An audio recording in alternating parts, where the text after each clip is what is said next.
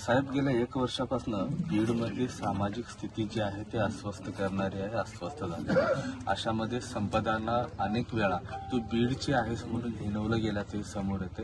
ते कुठंतरी थांबलं पाहिजे बीडच्या नावाच्या बाबतीत. मी दुर्दैव असं म्हणेन की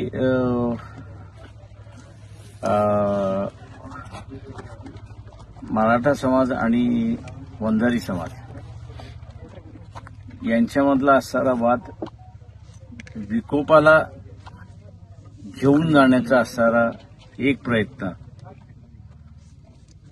केला जातोय, राजकीय मंडळींकडून केला जातोय. तो तुम्ही समजू शकतो, कारण का मताच्या राजकारणासाठी ते चालतं. पण त्याच्यामध्ये शासन सुद्धा इन्व्हॉल्व्ह झालेलं आहे. हे एक दुर्दैव असं मी त्या ठिकाणी मानतोय.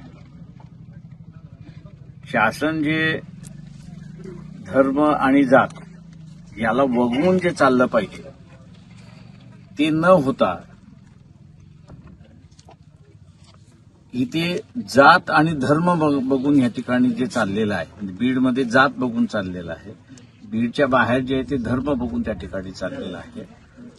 हे मला वाटतं सामाजिक दृष्टिकोनातून आणि देशाच्या भवितव्याच्या दृष्टिकोनातून योग्य असं मी त्या ठिकाणी मानत नाही. त्याच्यामुळे हा कुठेतरी प्रश्न मिटवला पाहिजे, सामंजस्याने मिटवला पाहिजे. आणि महाराष्ट्राच्या 2 महत्वाच्या व्यक्ती आहेत असं मी त्या ठिकाणी मानतो.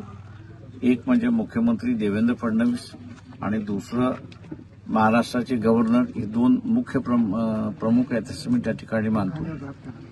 या दोघांनी ह्याच्यामध्ये लक्ष घालून शांतता प्रस्थापित कशी होईल बीडमध्ये, आणि विशेष करून